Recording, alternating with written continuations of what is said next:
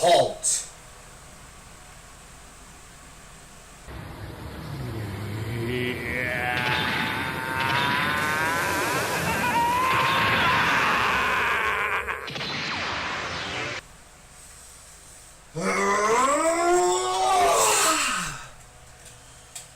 Evil Slash!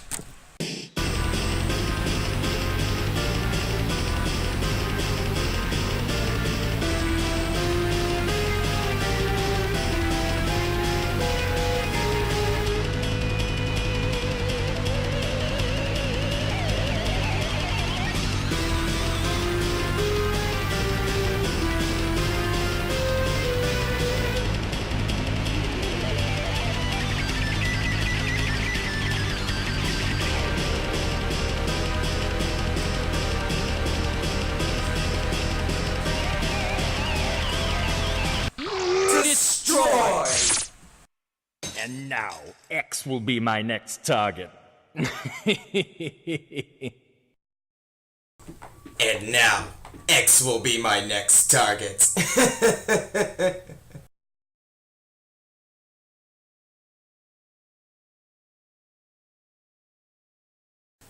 I'm doing Dirge of Cerberus before Thanksgiving. Guys, I have been very busy, which is... my hair is a testament to that. So, I'm going to make this video quick before Thanksgiving, guys. Without time to waste, let's haste. Quick thing I want to get out of the way. I'm not going to be reviewing the full game because I've only beat mission, I think, 5. And I haven't had my electronics in a while, so... I'm stuck with what I know. So, forgive me for the partial review, guys. Anyways, the point is, I've played Dirge of Cerberus, and even though I've had many differences with Final Fantasy VII, I will say, though, Final Fantasy VII is easily my least favorite Final Fantasy game. Not because it's overrated, not because I'm hating on the game or whatever, but because as a starting Final Fantasy game, I did not like it. It was just not interesting to me. The plot did not engage me, and I didn't care for any of the characters. -1, but I'll get into that in another video. Dirge of Cerberus comes after the Final Fantasy VII game and the Final Fantasy VII movie Advent Children, which I haven't actually seen. But that is aside from the point. The story involves Vincent, a guy who is our main character, and Yuffie, who is, well, from the previous Final Fantasy VII. But unlike Final Fantasy VII, this game is not an RPG. I'll get into that later, though. I'll stick with the plot for now. Vincent runs up the big tower after saving some hostages with Yuffie, and he finds, some scientist guy? I don't know exactly what's going on here, guys, because I've only played literally the first 5 missions, and I'm just confused at this point. Anyways, the thing that happens here is that Vincent finds him, and then, for some ungodly reason, an explosion goes off. And his gun, by the way, is actually really cool. Triple-barreled pistol is not a bad design in my eyes. Don't know why everyone else hated it, though. I don't know. See, the body's gone, which doesn't make any sense if you ask me. But I will say, though, that this plot has me engaged so far. So Vincent and Yuffie escape from the crash site after, saving the hostages. And then the game itself pursues. Years later, there's a festival going on, and I don't know what they're celebrating or what they're celebrating for and why they're celebrating like this, but I'm not a Final Fantasy lore guy, considering I've played very few Final Fantasy games, and even though 7 is mainly the reason why I haven't tried anymore, I will say that this plot is somewhat interesting as we get attacked by some villainous clan. These things. Now, the villains of this game, I just call them the Cyber Soldiers. I know there's a canon name for it, I just haven't played enough of this game, as I said before. I've only gotten to Mission 5. These Cyber Soldier things drop down out of these helicopter things, known as the Dragonflies. And these villains, I wager, are some of the most intimidating in the Final Fantasy universe. Why? Because they're willing to gun down innocent citizens. Jeez, do you think that's a little overkill? I can safely testify this is overkill. Why? Not because I think that Final Fantasy and guns is a bad idea. I thought it was a pretty good idea, actually. But because, why is it that the guns always have to have bullets? Like, why can't we have laser guns or magic devices, or even something more creative, like, well, how about darts that have different, like, elemental liquids injected into them? Stuff like that. Or what if it was, like, something like cyber, like the cyber cops, how they shoot maybe something like cyber bullets? That would make a lot more sense than just metal into people's hearts. And this is another reason why I hate shooter games these days. Yes, I did just say that. I hate Call of Duty, I hate Fortnite, I hate all of the stupid shooter games other than Half-Life, because this is just a boring concept. I get it, guns can only go so far with ammunition, but when every game is willing to pull out the steel bullets, I just want to get a game with laser guns again. It pisses me off, because we're not getting any variety here. Yes, we do have differences on the bullets and Fortnite, admittedly, but I still hate Fortnite nonetheless. Whew. But this video is not about me ranting on how much Fortnite sucks ass. This video is me talking about how great Final Fantasy Dirge of Cerberus is. At least compared to the original Final Fantasy VII. Vincent looks and has an idea, obviously, to save the people that are being attacked by these cyber soldiers. He gets scanned by one of them, only to have this, like, what? Okay, hang on. Why is a 19-year-old girl, at least that's what she looks like, literally at a computer that looks like she's one of the main villains? I'm not sure if she's one of the main villains, because I've only played Mission 5. Again, I've said this multiple times. But, I don't know. It just utterly wrecks me when I figure out that some characters can be this underdeveloped. Like, Vincent, for starters, we don't even know who he is if you haven't watched Advent Children, which I know I didn't. We don't know who the girl is in the mask. We don't know any of the soldiers. We only know Yuffie so far, which, yes, is a familiar face, but does not excuse the fact that if you're going into this game, they could at least explain what happens before. But no, they just give you a very long and boring introduction sequence that, in my opinion, I would not watch, even for the sake of learning the story. I quit halfway through the stupid introduction sequence because I could not bear it. Anyways, this game is a shooter, unlike Final Fantasy, which is an RPG, turn-based style. And you think, it would be more, better than just shooting things, which, in reality, it is. It shocks me to say this, guys, but this is one of my few shooter games that I legit love, just like Time Crisis, which is another shooter game that uses bullets that's actually good. This game does the same thing. Not as good as Time Crisis in my opinion, but for a Final Fantasy spin-off, this deserves some attention, considering everyone's saying how tedious it is. Yes, there are some missions that have similar structures, and there's plenty of times where you can get lost or whatever, like in the stupid stealth mission with the cat, but that's not a reason to call this game garbage. This game has other Final Fantasy elements implemented within the shooting. As you saw before, you have potions, which is a Final Fantasy staple, like the High Potion, the Mega Potion, Ethers, etc. Now, I will go into detail about these items right now, just for those who don't know. I'm pretty sure we all know what potions do. They heal you. What else could they do? Ethers recharge your magic, but instead of just using Ethers, you can get to certain checkpoints or waypoints, these blue shining lights, and you can get magic there.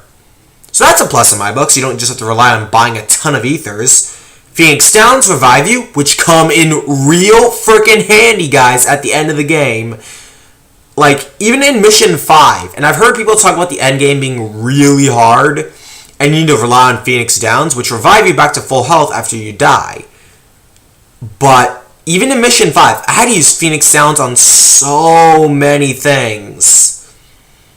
And you can only carry one Phoenix Down at a time at the missions I was at. So, for those saying you can get more slots to hold 3 of them, well, let me just say, you're luckier than I am, because I'm not going to grind for EXP this early on in the game. And finally, you have the Limit Breaker, which allows you to change forms, and you can berserk enemies. Yes, similar to kind of Sayax in Kingdom Hearts, he can build up his berserk meter, or his limit meter. But in this case, instead of it being a meter, or a scale, or a frickin' number, or like a bar, it's actually an item you can find. Which, in my opinion, may sound bad on paper, because I wouldn't want to have to find a ton of limit breaks just to get one chance to transform into the cool monster or different form or whatever this guy turns into. Vincent has, like, when he uses limit break, he can basically turn into this other being that's more muscular. And of course, he can shoot projectiles, hit with strong attacks, and he hits like a truck. And also refills his health back to full. So if you do it when you're almost dead, no worries, you won't get canceled out and you can be able to get back to full health, which is a huge plus in my book. Other than that, we have the Materias, which is another system from Final Fantasy VII. These are elemental ones this time, so unfortunately no cure materia, meaning you're going to have to rely on potions throughout the game.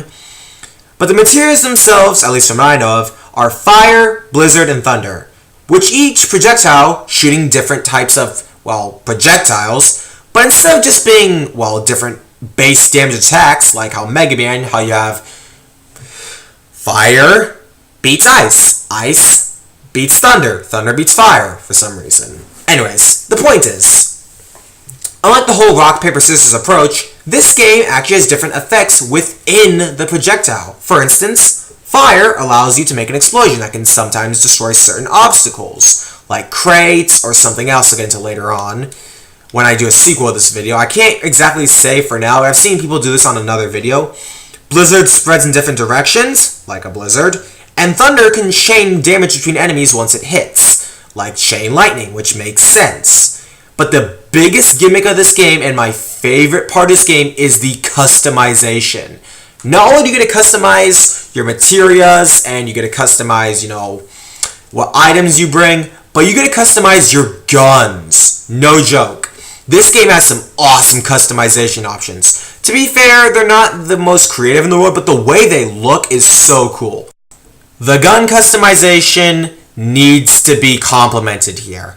Why? Because I think not only the fact that it changes your gun statuses, which is alright, but the fact that it changes your gun's appearance and some pretty decent status effects, like making them stronger or giving you more defense, obviously. But others include of shooting faster, which doesn't only mean you'll shoot more rapidly, but you can also shoot more bullets at one time for certain guns. Other times, you have stuff like, well, accuracy, which speaks for itself. And finally, you have the weight system. Now, I've had many people complain about the weight system in other games like Super Highlight, where admittedly there it does suck. And a lot of people have hated weight systems because of things the weight systems in other games have recently done wrong.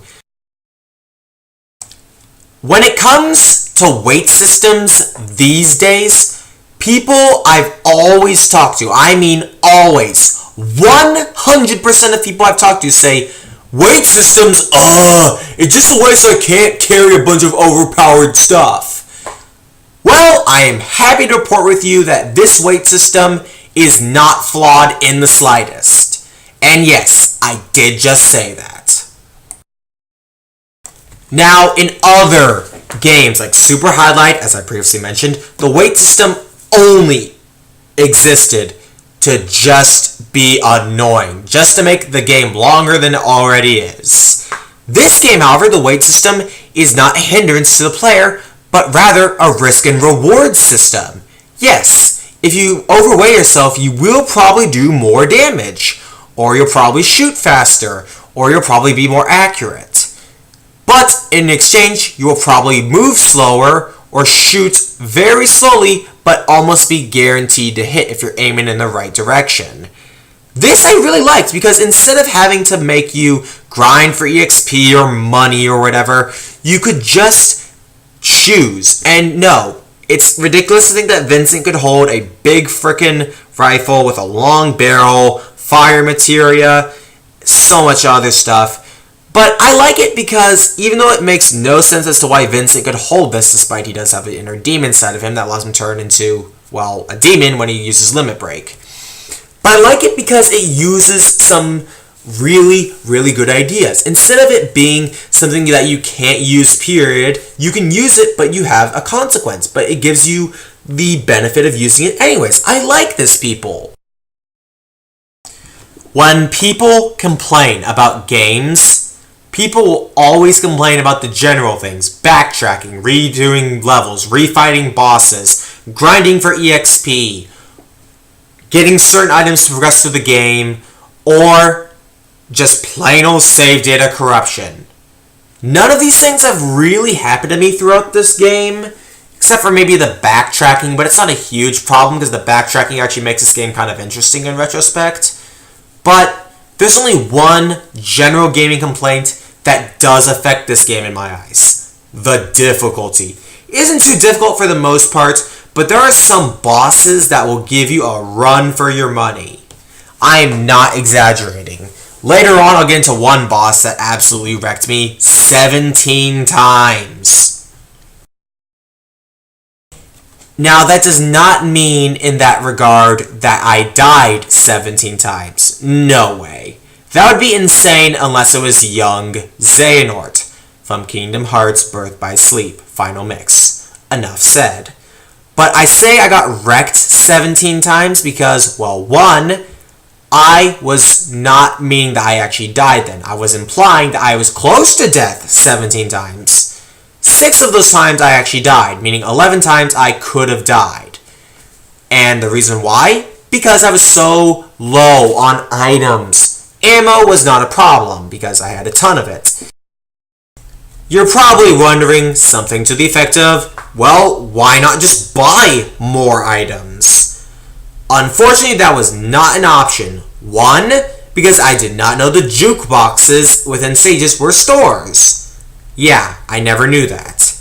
2, I didn't have enough money to begin with, and I couldn't get any more because I'd already gone to the boss checkpoint and I couldn't reload my save before that. 3, I'd used most of my money to upgrade my gun, making me naturally stronger, or I used it to turn into EXP so I could, well, have more health. And I thought I'd at least have a bit of an advantage having the default stat boost. But that would not matter in the end, because that boss that got me 17 times, close to death, is a pain to deal with. I'll get into that fight later though when we get to Chapter 4. For now, I'm going to briefly go over a couple chapters. Like the first one, which I've actually been massively diverging from. I'll get back to the first chapter's story now, so let's resume. Now we get to our first boss, which is the Dragonfly, or one of the Dragonflies. To be fair, it's not a bad boss, but it's just tedious. 1, because I know for a fact there are 3 fights with this thing. Yes, not just one Dragonfly, but multiple Dragonflies, each one of them getting stronger, but all 3 of them are just boring to get through. At least from what I've heard from other people, and I naturally believe them because I fought the first 2 already.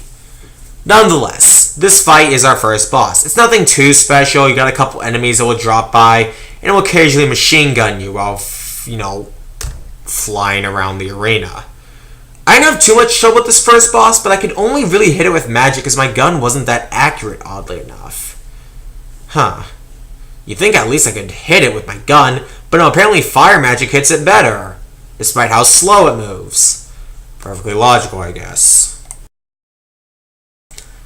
Eventually, you'll start taking out this thing by dodge rolling like you did in Kingdom Hearts, and then, for some reason, slowing down time with the Matrix after it shoots missiles at you, and then the thing gets away.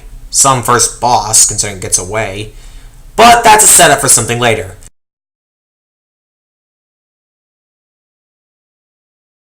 Then, we go back to this frickin' 19-year-old girl. Again. You're probably wondering why I sound like I hate this girl. I'll get to that later, because that is the case. I do hate this girl. But you're probably wondering, considering, if you know me, I have plenty of crushes. Like Rouge the Bat, Roll from Mega Man, and last but not least, Larxene from Kingdom Hearts. Some weird crush choice considering they're very different in personality, but I don't know, guys. I'm going to be very direct here. I like a lot of female characters in minigames. Some can be quite relatable. But in most cases of Final Fantasy, much to my surprise, I found some of the female characters to be kind of nah. I mean, they're not really the worst, but they're just too predictable. And that's sad considering I would have loved to see more characters other than Aeris and maybe Yuffie be a little bit more relatable. But no. I wanted to like this girl too, because I thought she would have been really cool considering how cool her weapon is, and her ability, which I'll get into later as well. Shortly after defeating the Dragonfly, we get to this room. Nothing too spectacular, maybe an ambush? Oh, yep, broken wall, ambush. Then this big, hulking blue guy looking all roided up and tough comes out. Then the 19-year-old girl. How'd they get there so quickly? The little girl demands from Vince to know where the proto-materia is, which I'm implying he hasn't, because he remains silent. The big blue guy all roided up and Hulk says, "Hail Weiss," who's obviously their leader. I know Weiss's brother Nero, but I'll talk about that later in a separate video because I haven't actually gone to his boss fight yet. So, you fight some squads of cyber soldiers that these two stick out at you. The big hulking blue guy and the little girl are actually protected by a shield. And I tried shooting them not because, well, I wanted to damage them because that'd be a little too easy, but for a kind of a neat little twist considering most of the time when I try doing something like that, the bullets would just go through them because, well, the game programmers got lazy. But for people who actually tried this, there's actually a shield around both of them, meaning you can't kill them or hurt them for that matter. Now, I do admit it's kind of disappointing you can't at least give them a taste of their own medicine, but I like it because it doesn't make the game designers look lazy. Why? Because most gamers who give you that opportunity would probably just have the bullets go through the character models into the wall. The 19-year-old girl passes out. Some guy calls for, well, Vincent. The big, roided up blue Hulk says, "Luck is on your side." The big, blue, roided up Hulk finally goes over to pick up the frickin' 19-year-old girl who apologizes to him for some reason. I still don't know because I've only gotten to Mission 5 as previously stated. And we finally get one of their names. Big Blue Hulk is Azul. That's his name. I see what you did there, Square Enix. Best not to dwell upon the puns any longer. Anyways, we finally get to see who that voice was. It says Vincent over here. And for some reason, Vince knows this guy. His name is Reeve, who's the leader of the people wanting to stop the cyber soldiers. Yeah, he doesn't do that much in all honesty.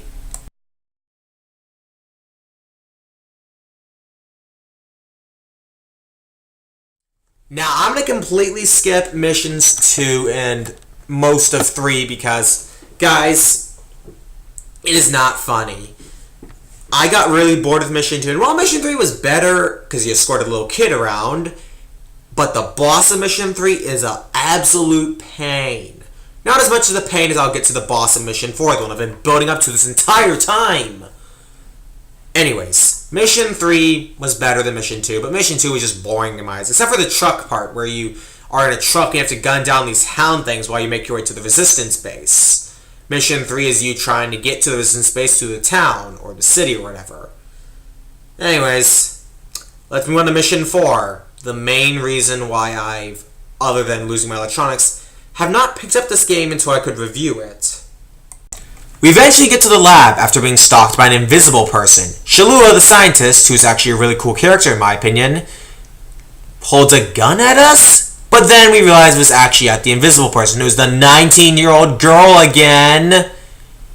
And a neat little twist comes here, but just not for me. I found other people like this twist, but I just don't. Shalua knows this person. Her name is Shulk. Yes, the little girl's name is Shulk. Not a bad name, just not interesting. Shulk is reluctant to believe that, well, Shalua knows her. Shalua and Shulk apparently are sisters. And you know what? It's not a bad idea, but when we literally have so many sisters being separated and back together like in The Parent Trap or Frozen, it's just not that interesting. Yeah, Shulk and Shalua are sisters. Shock of the Century, Frozen fans and Parent Trap watchers. I hate to admit it, but guys, if I had known, or at least thought that someone was dead for 10 years, I don't know why I'd still be searching for them. I mean, if it was someone like my child or a family member, I could maybe do like 5, but 10 whole years in an apocalyptic world where there's mutants, cyber soldiers, killing innocents. I would least think that my sister or my family member or anyone, brother, whatever, anyone I know would be alive. And it might sound heartless, guys, but real life is different from an apocalyptic world. If it's real life, yeah, 10 years could be stretched a bit. But in fictional universes, it just doesn't add up. Most importantly, I don't like Shulk's attitude. Yeah, you can argue she's being mind controlled by her orange eyes since she was augmented by the cyber soldiers. But come on, people, if that's really the case, why is her eyes sometimes orange, sometimes blue? I think it is to imply that she's not always, under the influence of the cyber soldiers, because she fades out of it and she gets calm at moments like this. So, why not? I'm not saying this because I hate Shulk, and I find Shulk to be actually one of the better sister lost, found after many years plots to be done. Even better than Frozen. Anything is better than Frozen. But this is where things get utterly stupid. Why? Because Shulk is just not willing to consider what Shalua has to say, and even though, yes, you could argue that Shulk thought Shalua was trying to trick her, saying she's part of the Cyber Cops, and Shalua is part of her, target. But then when Shalua starts crying because of all of the stress that she's been through, because she lost her eye and arm, I would at least, if I was in Shulk's position, mind controlled or not, I would have not drawn my laser lance and probably at least heard what she had to say, rather than trying to directly attack her. It is uncanny how lame this is, guys. I hate to say it. If I saw someone who claimed they knew me crying, and even if I was mind controlled, I would probably at least hear what they had to say, orders or not. Yes, I'm that serious. And yeah, I wasn't even joking when Shalua had lost her eye, which is why it's always closed, and her arm. Dear Lord, everyone. This woman is a dedicated person. She did all this research not only to help the stupid resistance or whatever. I don't remember the name of the resistance. It's like the WRO or something like that. I'll just call them the resistance because I don't want to make any false statements.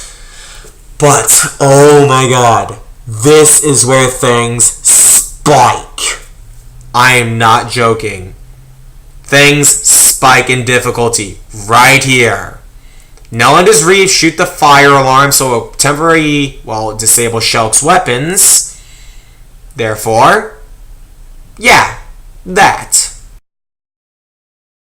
Vincent jumps over to Shalua in order to block, Shulk's attack, only for the fact that the fire sprinkler did that for him. Oh yeah, I totally forgot we're playing as Vincent in this game. He did nothing in this cutscene, just sit back and watch. Could have at least gotten Shalua to safety, or maybe Reeve. But just sitting there watching this scene unfold, I don't think that's in Vincent's character, from what I know of him. Shulk, for some reason, decides to let the three go to a quick, safe place. For some reason, Reeve gives... What? Did he just give us new ammunition? Awesome! We can finally do more damage. Well, no, that's what you'd think. No, the bullets just sedate Shulk. That's it. So we don't kill her. Yay! I'm not saying yay because I want to kill her, but I'm saying yay because I would have liked to have better attacks. Then we finally fight Shulk herself in this boss fight. This freaking abomination of a boss fight. Let us go down the reasons why this thing wrecked me 17 times. 1. You have a gun, and your melee attack is super slow, meaning you're going to have to keep your distance. 2. Shulk has swords. Meaning she's gonna get close to you immediately, and since she's so damn quick, it's impossible to effectively keep your distance. 3. It wouldn't be so bad if you had a dodge roll like in Kingdom Hearts. Yes, you have a little dash like Terra's slide, but that is nowhere helpful when the distance it gives is pitiful. The square button's dash is pitiful. It's more used as a melee than anything, because it does do partial damage and stuns enemies. But when Shulk is too fast to even be hit by that, or you can't even use it to get away from her, jumping is your only option. 2 issues with this. Shulk can attack as much as she wants with those stupid cyber lances. So meaning if you just constantly spam jump, you're screwed, because if you keep jumping and Shulk just keeps the shoes attacking and you're going for a no damage run on this boss fight, you're going to be here forever. Why? Because you can't, there's going to be a point when you keep jumping and Shulk will just hit you because you don't have enough time to land and start jumping again to avoid her next attack. Shulk will constantly attack you just like young Xehanort in Birth by Sleep. And you know what? Something reminds me of that. Now I look at this. They both have swords, they both move extremely fast, and they hit like a truck. Yes, this little girl, 19 years old, hits like a truck. No joke. I have not seen any character other than Roxas and young Xehanort do this. And what's weird is that they're the youngest members of Organization 13. At least that I know of. So why is it that, for some reason, that the young 19-year-old girl is able to hit so hard, yet the boss after her barely does any damage? I don't get the logic behind that. Also, your guns better be accurate. Either that or they must have a lot of shots, or else if you just stick with your pistol, you're screwed in this fight.